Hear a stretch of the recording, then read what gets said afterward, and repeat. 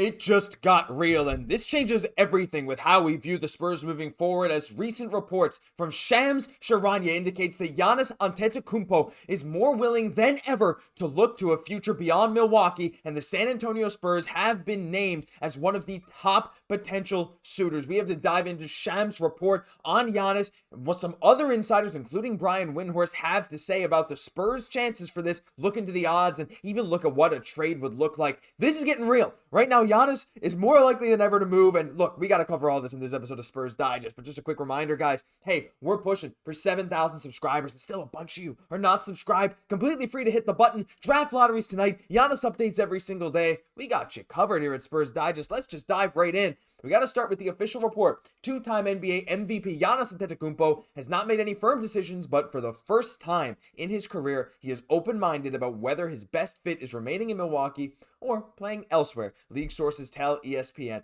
This is an absolutely massive turn of events, and he basically goes into saying, look, the Bucks are $23 million below the luxury tax and $41 million below the second apron, but if you re-sign Brook Lopez, use your $14 million non-tax MLE, use a bunch of different stuff, basically, Milwaukee's paid a lot of money, and they owe a lot of money if they keep Giannis. And taking a look at their payroll, yeah, I mean, there's no surprise. Look at the 25-26 season. $54 million in a Damian Lillard that'll probably miss the whole season. $54 million in Giannis. $22 million in Kyle Kuzma, who had an 0 game in the playoffs, the Tony Snell special. What's up with the water in Milwaukee? Plus a bunch of player options. These guys can all become free agents. They don't have much, and they're owing a ton of money, right? So right now, the Bucks are at a crossroads, and Giannis, I think he realizes at this point, if he wants to win a championship, which is something he's expressed that he really wants to do again, Milwaukee's not the place to do it. And look, as Shams said, teams have approached the Bucks frequently over the years about the availability of Giannis as a normal exercise, and they are expected to ramp up due diligence during Combine Week, according to league sources. And look, it's no doubt that Giannis is one of the best players in the NBA. His name is so long it goes outside the name tag over there.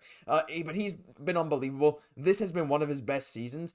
He's been trapped in Milwaukee, where John Horst has done his best as their GM to really bolster the roster around him. Of course, trading an aging Middleton for a younger Kyle Kuzma. Has that worked out? Meh, we'll see. I honestly don't even know what Middleton did on the Wizards. Sorry, Wizards fans. None of you are probably watching this video, but they traded the Drew Holiday to Boston after getting rid of him, and then that Damian Lillard deal. They've done what they could to really keep their roster rolling for Giannis.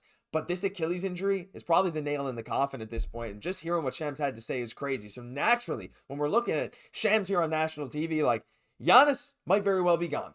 We have to look at no other team than the San Antonio Spurs, because that's what we're here to talk about. But look, if we take a look at the odds, where are they? Here we go, from Evan Sittery. The Spurs right now have the fourth best odds at landing Giannis, with teams like the Rockets, Thunder, and Warriors ahead of the Spurs. My problem with that is, look, the Warriors, I mean, who knows if their GM wants to keep going all in with an aging Steph Curry. You got Jimmy Butler. You got some options there. Thunder, that would be scary. I know Thunder fans are looking forward to that. Same thing with Rockets. A lot of Southwest teams in here. But ultimately, as Brian Windhorst says here, the San Antonio Spurs and Houston Rockets are teams to watch for. And we might break down what he said a little bit more later, but just saying, this is not just me saying the Spurs are here. They're fourth in odds. Windhorst has listed them as one of his two teams to watch. There's a lot of noise around the San Antonio Spurs. And one of the big reasons why this is Milwaukee's draft situation. We'll make this bigger. This comes from Spot Track. And if you just want to have a look here, there's been pick swap rights in 2026. Their 2027 pick is off to Atlanta, and they also have another pick swap, as in New Orleans can choose to swap with the picks. They don't have their kind of own pick without any kind of protections for, I think, until 2031, because either their pick is sent off to another team, like you see in 2029, they don't have theirs, it's gone to Portland. In 2030, in 2028, 2027, and 2026, it's all pick swaps, where other teams can choose the better pick. They'll still have first round picks, but it's not exactly what they want. And again, looking at their payroll, they're in a bit of a tough situation, especially since there's no easy out with Damian Lillard. So what can the Spurs offer? Well, I would say even more draft picks. Yes, we got rid of a lot of draft picks in that De'Aaron Fox trade. Of course we did. You have to trade draft picks if you're getting some kind of star, especially for a team that's looking towards the future, like Milwaukee could potentially do if Giannis is on the outs. So we look at what the Spurs can offer, we still have a few of our own picks there. 2029, we got that Dallas pick swap in 2030, which could be really spicy. We got, it's just the Dallas, Minnesota shenanigans there. Again, 2028, we have some stuff. There's a few picks here that we could really mess with, including that Hawks pick there, 2027. Not to mention the fact that the Spurs have 2 draft picks at this year's draft. And again, we don't know where they're going to land until tonight. Maybe the draft lotteries happened by the time you've watched this video, but as they're recording it, it's about 11 a.m. Eastern where I am right now, so hasn't happened yet. But still, there's some crazy stuff that could go down with a lot of draft picks that the Spurs could give up in favor for Giannis, and that's one of the big reasons that we're talking about the San Antonio Spurs here. Again, the Bucks are looking to the future. They have a lot of money.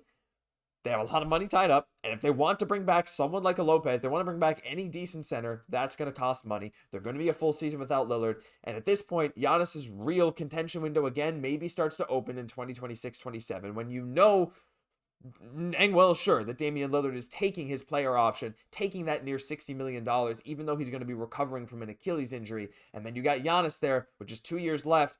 Ultimately, there's not much Giannis can do if he really wants to win a championship in Milwaukee. And again, not necessarily any fault of his own. He's done everything that he could, and he has performed outstanding this season with what he's had. But if he's looking for a future, if he's looking for a team that has a very bright future, where he has ample opportunity to win a championship, we're talking San Antonio here. And again, the Houston Rockets look really good as well, really young, but there's no team with a better culture, better fit, better treatment of, a lot of international superstars than the San Antonio Spurs. And I just want to dive into another mock trade that we've talked about before on the channel, because if you're going to get Giannis, I know most mock trades involve Stephon Castle. I know a lot of Spurs fans don't want to do it. I just want to remind you, though, that Giannis does come with 3 full years of control, assuming he does opt into that $63 million player option in 27-28, which he probably would, but, you never really know. Regardless, though, I want to go back to this Athletic article that where I pulled a trade from before. And this is the one trade I've seen from, a decent source. The Athletic, they got some good stuff, and this is the one that I saw that didn't involve Stephon Castle. We're talking a Zion 3-team crazy trade. And again, in this trade, I think, to put it lightly, I think the Pelicans are getting the short end of the stick here, because they just get Devin Vassell, Pat Connaughton, and a first for Zion Williamson, which is quite a lot. But Spurs just get Giannis. We give up Keldon Johnson. We give up our 2025 Atlanta pick. Now, again, we'll see where that lands in the draft. Probably going to stay at 14, probably won't move up, but you never really know. 2027 first round pick swap, and 2029 straight up our first round pick. So just again, taking a look at what we have here, we can make that a 2027 pick swap, that Atlanta pick this year, and then our first round pick. So that makes some sense, but look at that. That's all you're giving up. You're giving up Vassell. You're giving up the 27 Atlanta pick, 25 Atlanta pick, 27 first round pick swap, and 29 first round pick. It's a lot. It's 4 first round picks, Devin Vassell and Keldon Johnson. But if you're not giving up your star of the future in Stephon Castle, this is the kind of trade I wouldn't mind working around. As Milwaukee can get ready for the future with 3 solid draft picks, Zion Williamson, who can kind of fit that Giannis mold in a way. Obviously not nearly the defender, not nearly as healthy as Giannis, but in terms of offensive impact, if Zion can stay healthy, he could do it.